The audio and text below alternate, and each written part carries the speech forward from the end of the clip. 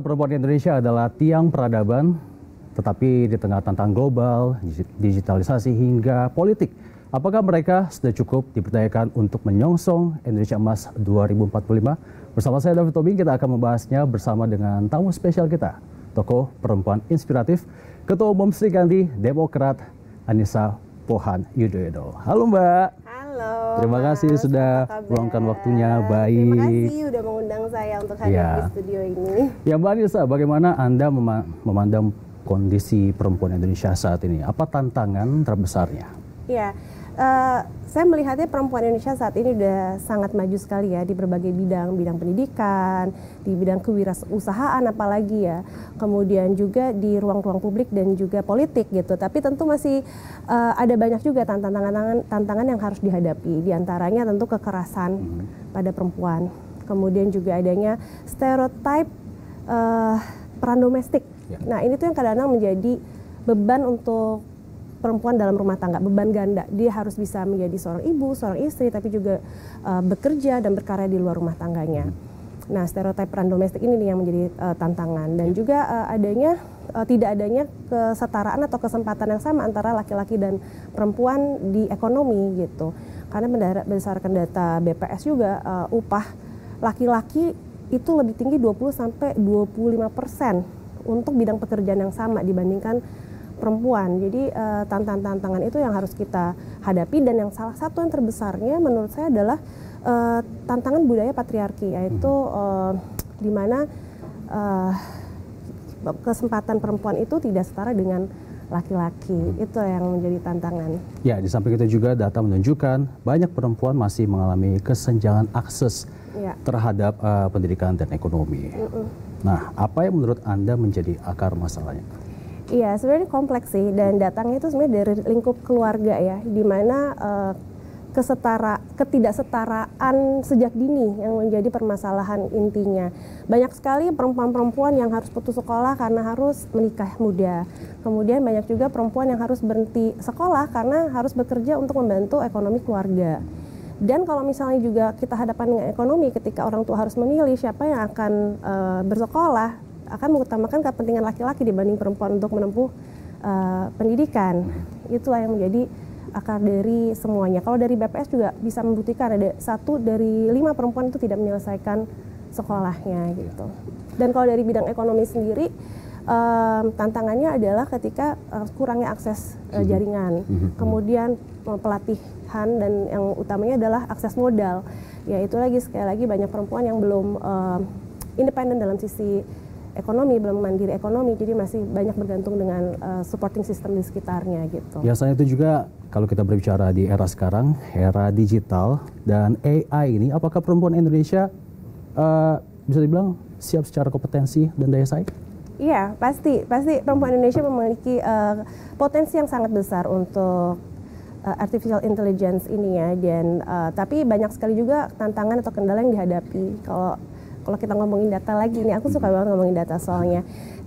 Dari Kominfo, kalau untuk pelatihan dari literasi digital itu perempuan angka partisipasinya baru 35%. Tapi potensinya itu ada, dan kita memang harus terus kolaborasi atau kerjasama antar sektor, baik itu pemerintah, swasta maupun organisasi masyarakat untuk bisa membuat kegiatan-kegiatan yang bisa mendukung meleknya teknologi pada perempuan, literasi digital utamanya gitu.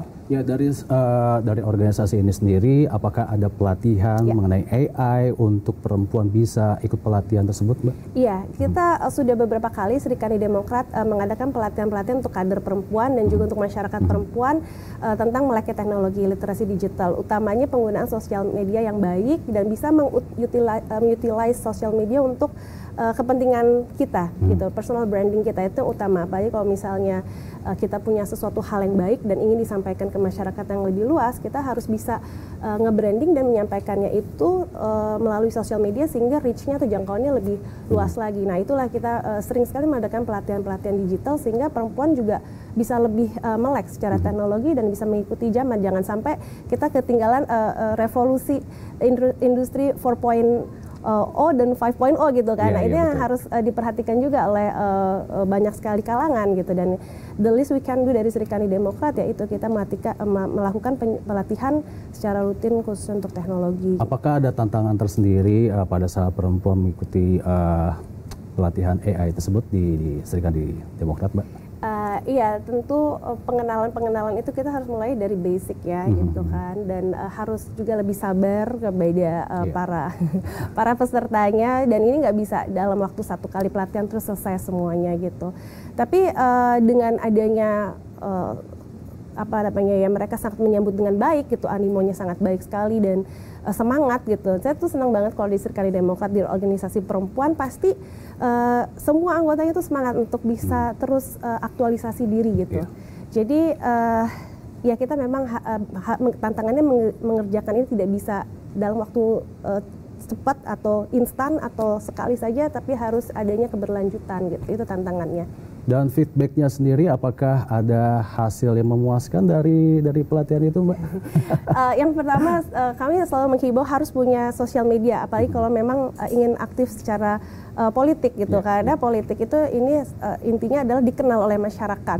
Politik itu intinya adalah bisa mengakomodir apa kebutuhan masyarakat dan ikut membantu mencarikan solusi masalah dari mereka. Nah, melalui sosial media inilah kita bisa terhubung, terkoneksi dengan berbagai lapisan masyarakat dari seluruh wilayah Indonesia tanpa mengenal wilayah, gitu kan. Jadi saya menghimbau, oke, yuk kita di Serikandi Demokrat, siapapun baik itu politisi, istri politisi, simpatisan, relawan, pengurus dan siapapun harus punya sosial media, dan gunakan sosial media itu dengan baik, dengan positif, tidak untuk negatif atau mengkomentari orang lain secara negatif gitu kan. Yang penting kita nggak usah komentarin orang lain, apalagi kalau itu jelek-jelek. Yang penting kita adalah memberikan informasi yang positif kepada masyarakat Indonesia, sehingga masyarakat Indonesia bisa lebih paham lagi, lebih ngerti lagi segala sesuatu yang edukatif gitu. Dan tentunya juga kalau di sini adalah kegiatan-kegiatan yang kami lakukan di dalam Serikandi Demokrat bisa tersampaikan oleh masyarakat bahwa ini loh yang kami lakukan, dan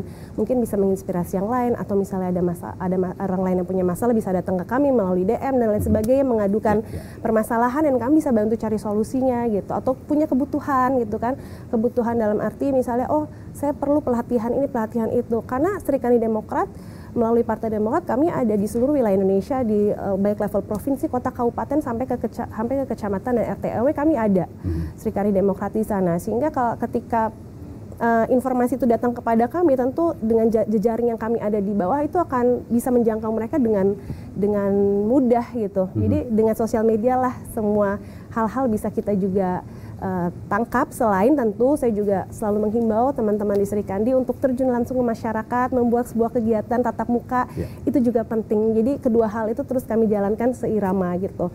Ketemu dengan masyarakat, bertatap muka, ngobrol, itu sangat luar biasa sekali, adanya attachment langsung. Dan responnya sendiri seperti apa, Mbak?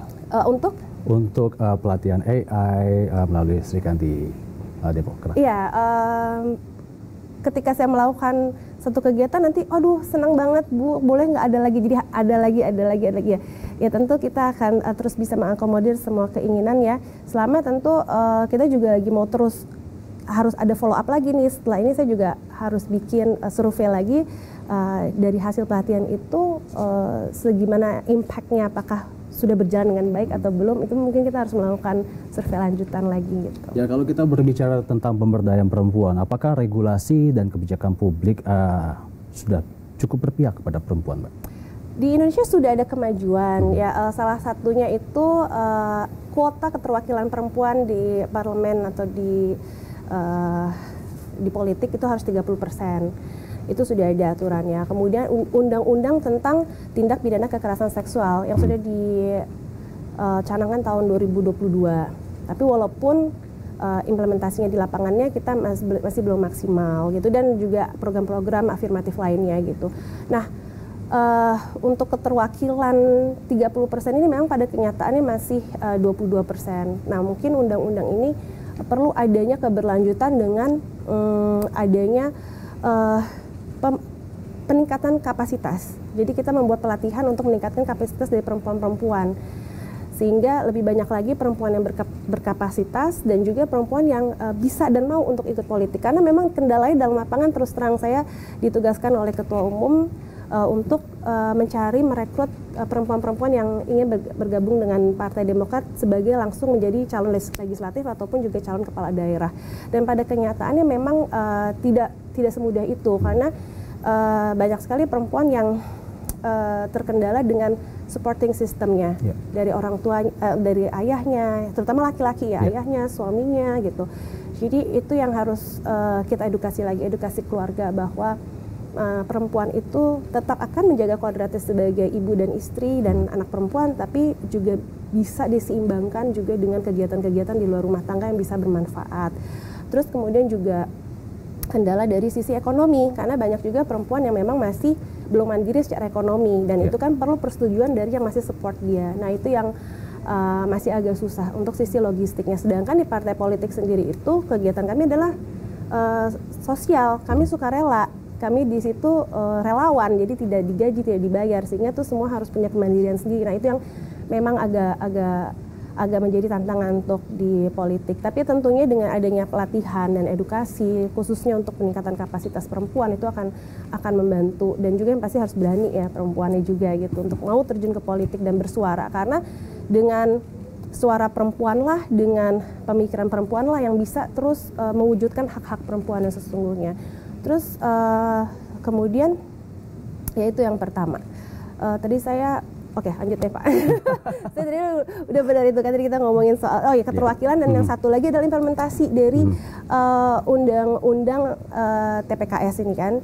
Nah ini sudah baik sekali sebenarnya, tapi implementasi di lapangan saya kemarin sempat bersama Sri Kandi Demokrat berkunjung ke Komnas Perempuan, dan kenyataannya di lapangannya masih susah untuk diimplementasikan, khususnya di daerah-daerah karena masih adanya undang-undang tentang dana untuk pemulihan korban yang masih belum diketok palu gitulah.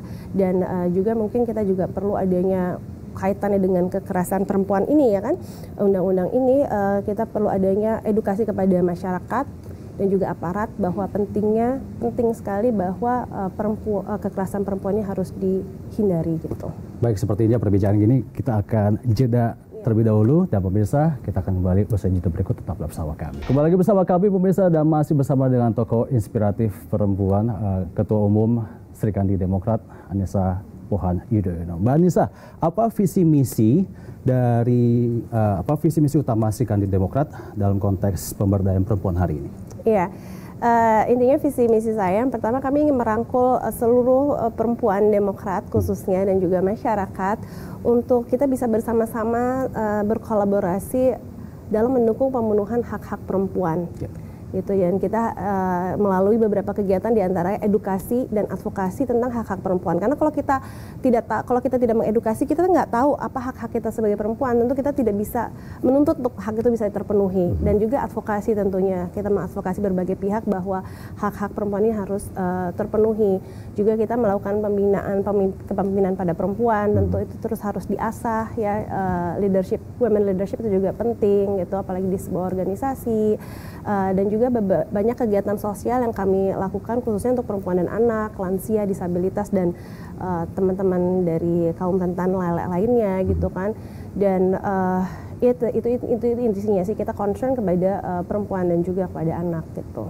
Ya, bagaimana upaya Sri Kandi Demokrat mendorong keterlibatan perempuan dalam politik secara aktif, terutama di tingkat daerah? Iya, jadi kalau di Partai Demokrat itu pendirinya adalah Bapak Susilo Bambang Yudhoyono, dan itu selalu identik dengan perempuan pendamping di sebelahnya itu Ibu Ani Yudhoyono. Kemanapun Bapak pergi melangkah, selalu ada Ibu Ani di sebelahnya ketika saat itu.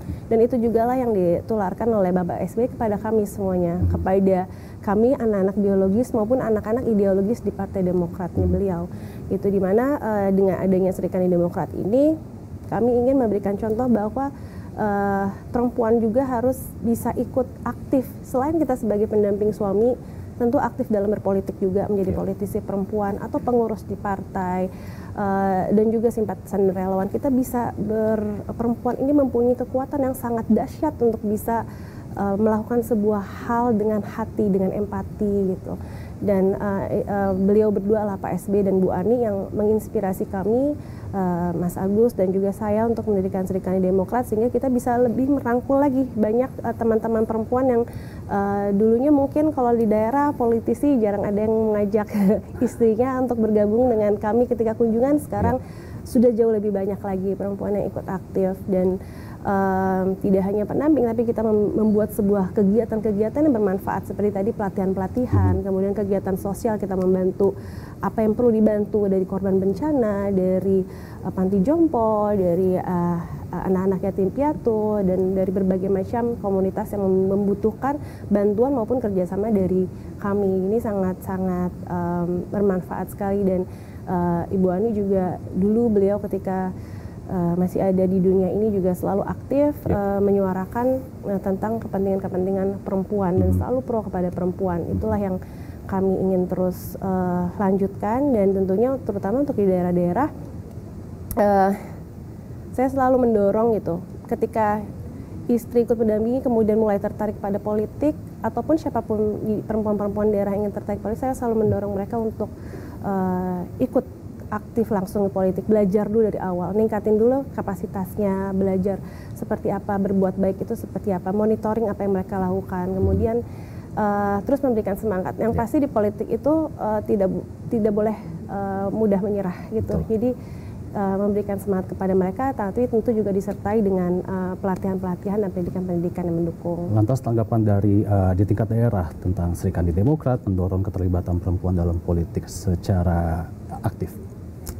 Mereka senang sekali, bahkan banyak juga teman-teman di Instagram gitu ke saya, DM ataupun komentar, gimana caranya kita mau ikut Serikandi Demokrat ya, saya di daerah ini gitu.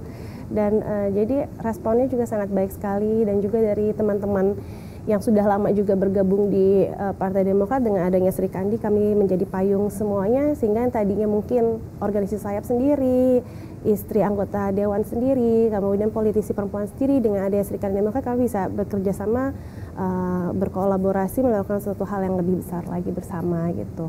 Kalau misalnya suaminya bukan politisi, apakah istri-istrinya bisa join? Boleh, jadi ini nggak hanya untuk istri, tapi untuk perempuan. Semua perempuan masyarakat Indonesia itu tadi bisa jadi pengurus langsung, bisa jadi politisi langsung, atau jadi simpatisan relawan, itu juga boleh. Jadi kita sangat terbuka untuk seluruh lapisan masyarakat Indonesia yang memang punya tujuan yang sama untuk kami. Dan Partai Demokrat ini kan nasionalis religius, kita tidak membeda-bedakan latar belakang, semuanya welcome banget untuk bergabung dengan kami gitu. Kami dulu kami sangat kuat di Aceh, kami sangat kuat di Papua. Jadi itu bisa menunjukkan keberagaman kami di Partai Demokrat gitu. Ya, berbicara tentang program khusus masih dengan hal yang sama, mendorong keterlibatan perempuan dalam politik secara aktif. Apakah itu ada program khusus untuk perempuan muda atau milenial di Serikandi Demokrat? Ada. Jadi kalau di dalam struktur Serikandi Demokrat kami ada bidang yang namanya bidang kepemudaan. Nah, ini khusus untuk merangkul teman-teman dari generasi milenial dan generasi Z ya, yang udah bisa memiliki hak suara atau hak politik gitu. Dan di situ kami berusaha untuk mengajak teman-teman generasi muda untuk secepat mungkin lah ikut bergabung, mengerti melek politik. Yang penting melek politik, nggak boleh cuek, nggak harus langsung berpolitik, tapi paling tidak mengedukasi mereka bahwa politik ini seperti ini dan tidak harus tidak selalu kotor gitu. Politik itu bisa politik santun, bisa politik yang bersih gitu. Karena kan kadang-kadang anak muda nggak mau ikut politik tuh kotor, nanti begini begitu gitu. Tapi nggak, kami ingin mengajar mereka kalau semua menjadi apatis, tidak ingin bergabung dengan politik, jadinya hanya orang-orang jahat atau orang-orang yang niatnya jahat yang bergabung politik dong. Kalau anak-anak muda yang masih punya idealisme bagus dan punya niat yang baik, kalau nggak mau bergabung, kan sayang sekali gitu. Jadi please, ayo anak muda yang masih murni, yang masih memiliki idealisme yang sangat baik, yang niatnya juga tulus dan baik, ayo bergabung. Kita bikin politik yang santun, politik yang baik gitu. Dan kami mengajarkan mereka dan mengajak mereka begitu. Karena kalau tidak, kita tidak bisa ikut bersuara nantinya ketika ada hal-hal di negara ini yang kita tidak setuju atau kita ingin memberikan masukan, ya nggak bisa kalau tidak mengerti politik gitu kan. Jadi ayo dengan mengerti politik, maka teman-teman bisa bersuara apapun yang teman-teman rasa itu penting untuk bangsa dan negara. Jadi jangan cuek, karena bangsa ini nantinya tuh akan kita oper kepada mereka kan. Masa depannya akan di tangan mereka, jadi mereka tidak boleh apatis atau cuek kepada politik. Yuk, politik bisa baik. Yang penting kita harus kasih pengertian bahwa politik itu bisa baik, sehingga mereka willing dan semangat untuk ikut bergabung. Nah, itulah di Serikandi Demokrat juga di bidang kepemudaan kami terus mengedukasi teman-teman dari kalangan muda gitu. Ya, kita beralih ke aktivitas dari Mbak Anissa sendiri ya, dalam memimpin organisasi perempuan dalam sebuah partai politik besar yang notabene penuh tantangan maskulin. Tanggapannya Mbak Anissa sendiri gimana? Iya, memang ini politik itu sangat dunianya laki-laki gitu ya, banyak anggapan seperti itu sekali lagi itu stereotype gitu. Tapi pada kenyataannya sebenarnya banyak sekali perempuan-perempuan yang ingin sekali ikut terlibat kepada politik, karena perempuan pada dasarnya adalah makhluk sosial yang sangat senang berkumpul, berorganisasi dan ngobrol, diskusi gitu kan. Jadi kalau di politik itu intinya adalah berkumpul dan diskusi. Nah, perempuan juga sama, senangnya organisasi dan diskusi. Kalau di politik sama, perempuan juga pada dasarnya senangnya berkumpul dan ngobrol. Dan jadi sebenarnya mereka sangat cocok, sangat berpotensi untuk bisa ikut ke dalam kegiatan-kegiatan yang melibatkan politik. Dan caranya mungkin kalau misalnya tadi Mas bilangnya ini dunia maskulin, justru dengan adanya perempuan, dengan cara berpikir kita ya dengan sisi yang berbeda, kita bisa memberikan sesuatu hal yang sangat khas gitu, yang cara bekerja samanya kalau saya nggak bisa bilangnya memimpin tapi membina ya, kita mengajak teman-teman semua, merangkul teman-teman dengan cara kita punya empati yang sangat dalam, karena kita manusia yang pakai perasaan banyakan kan. Nah, itu gimana nih cocok banget politik itu intinya adalah untuk bisa memajukan masyarakat, menolong masyarakat. Nah, dengan empati itulah yang menjadi modal perempuan di dalam Serikandi Demokrat. Nah, itu ya cara saya dengan empati. Saya nggak, di dalam politik itu nggak ada yang namanya hierarki kan, semua sama posisinya. Jadi bukan seperti institusi lain yang ada bawahan dan atasan. Kalau saya di sini semuanya adalah teman, partner gitu. Jadi dan yang bisa kita kulik juga adalah empatinya mereka, perasaannya mereka gitu, yang bisa kita sentuh gitu. Terus perempuan saya biasanya kita menyelesaikan masalah secara holistik. Kita melihat dari berbagai macam ini, banyak pertanyaan biasanya gitu kan ya. Betul. Banyak pertanyaan, kita kumpulin dulu informasi, kemudian kita kita menyelesaikan permasalahan secara holistik, jadi tidak satu pihak. Jadi dengan adanya Serikandi ini kami bukan sebagai pelengkap, tapi kita sebagai objek pelaku utama dengan cara-cara yang berbeda dengan dunia maskulin gitu. Oke, satu lagi pertanyaan Mbak menuju jeda. Bagaimana, ini agak personal ya, bagaimana membagi waktu menjadi ketua umum dari Serikandi Demokrat, terus menjadi istri daripada Mas Menteri, terus menjadi ibu rumah tangga? Singkat saja. Time management itu utamanya dan prioritas. Saya setelah menikah dengan dulu Mas Menko itu kan Pak Menko, suami saya Mas Agus itu kan dulu seorang TNI. Ketika saya menikahi seorang TNI, saya sudah 100% mengabdikan diri saya juga untuk negara, untuk suami saya. Jadi apapun kegiatan utama saya adalah yang mendukung suami saya saat itu. Jadi saya sudah, saya bukannya mengorbankan semua apa yang saya punya, tapi saya berusaha kompromi di situ dengan prioritasnya adalah suami dan peran saya ketika itu menjadi persit. Itu yang pertama. Itu udah terbiasa hingga sekarang akhirnya yang menjadi utama saya itu adalah bukan diri saya lagi.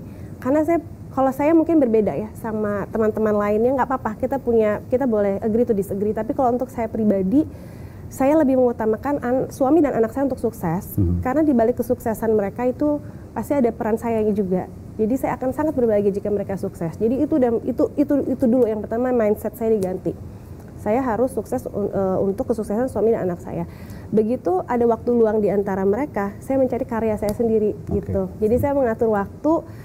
Waktu itu akhirnya bisa master dengan memiliki anak gitu kan. Tapi pasti time management dengan mengorbankan waktu tidur tentunya ya, dengan keringat dan air mata.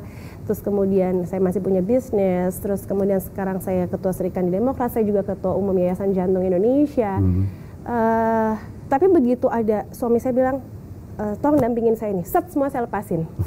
Itu kunci yang pertama keharmonisan rumah tangga, yang kedua kesuksesan. Kalau suami ridho, saya percaya itu, suami ridho, keberkahan yang ada dalam apapun yang saya lakukan gitu. Dan niat saya semuanya sosial kan, niatnya baik mendukung suami anak, kegiatan Serikandi Demokrat, kegiatan yayasannya itu semuanya saya lakukan itu sosial, bukan untuk diri saya, untuk orang lain gitu. Baik, kita akan rehat sejenak dan pemirsa untuk itu tetaplah bersama kami di Geopos TV. Kembali lagi bersama kami pemirsa dan masih bersama dengan Ketua Umum Sri Kandi Demokrat Anissa Pohan Yudhoyono. Mbak Anissa, di luar tantangan perempuan Indonesia punya banyak potensi. Kita berbicara potensinya. Apa yang menurut Anda jadi kekuatan utama perempuan Indonesia hari ini?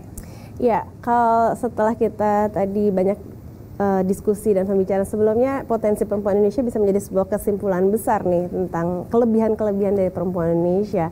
Yang salah satunya udah kita bahas multitasking ya, peran ganda. Di Indonesia ini stereotip banget nih, yang namanya peran domestik. Banyak yang katanya laki-laki bekerja di luar rumah, perempuan mengurus domestik atau rumah tangga. Bahkan yang bekerja di luar rumah pun juga tetap harus mengurus rumah tangga. Jadi perannya tetap harus menjaga kodrat sebagai istri, menjaga kodrat sebagai ibu, menjaga rumah tangga bisa berjalan dengan baik, tapi juga harus bisa bekerja di luar rumah tangga. Jadi ini benar-benar peran ganda yang sangat tidak semua bisa lakukan. Nah, ini menjadi potensi besar bagi perempuan Indonesia.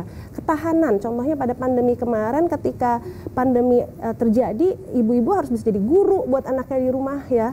Kemudian harus bisa tiba-tiba putar kepala untuk gimana nih rumah tangga saya ekonominya berkurang karena suami kena PHK atau suami harus berkurang gajinya. Akhirnya pada saat pandemi muncullah tuh UMKM kan. Jadi ibu-ibu ini perempuan-perempuan bekerja dari rumah, home industry, menciptakan ekonomi baru untuk keluarganya sehingga dapur masih tetap bisa terus berjalan gitu. Akhirnya UMKM Indonesia pada saat ini datanya 64% adalah pelakunya perempuan gitu kan.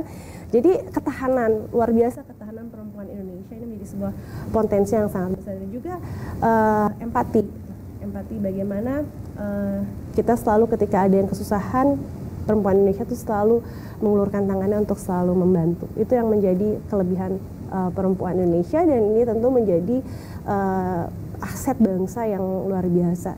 Ya, terakhir Mbak, apa pesan Mbak Anissa untuk generasi muda perempuan Indonesia hari ini agar berani bersuara, berkarya, dan memimpin? Yes, jadi perempuan-perempuan Indonesia jangan takut untuk bersuara, jangan ragu untuk berkarya. Kita nggak harus menjadi sempurna untuk berkarya, nggak usah pakai nunggu-nunggu lagi, lakukan sekarang juga. Tokoh-tokoh perempuan yang sekarang sukses juga dulu mungkin pernah ragu atau pernah merasa tidak percaya diri, tapi mereka terus melangkah dengan perasaan itu dan pada akhirnya berkembang dan meraih kesuksesan. Jadi kita jangan ragu, terus melangkah, berbuat baik, menebar kebaikan untuk semuanya, karena sekecil apapun kebaikan yang kita perbuat itu akan menjadi sebuah hal yang sangat berharga untuk orang lain. Karena generasi emas itu tidak akan terwujud kalau perempuan muda Indonesia tidak bergerak dan berkontribusi. Saya percaya sebagai Sri Kandi Demokrat bahwa perempuan Indonesia bisa sekali menjadi kontributor terbesar Indonesia, maka untuk itu bergerak, bersuara, dan terus berkarya. Baik, terima kasih Mbak Anissa untuk waktu dan insight-nya. Mudah-mudahan perempuan Indonesia bisa terus bersuara, berkarya, dan thank you. Terima kasih Mas David. Dan sekali lagi pemirsa, dari dapur rumah tangga hingga panggung politik, dan dari UMKM hingga panggung digital, perempuan Indonesia bukan hanya pelengkap, mereka adalah fondasi. Terima kasih Mbak Anissa sekali lagi. Thank you. Saya David Tobing pamit undur diri. Terima kasih dan sampai jumpa.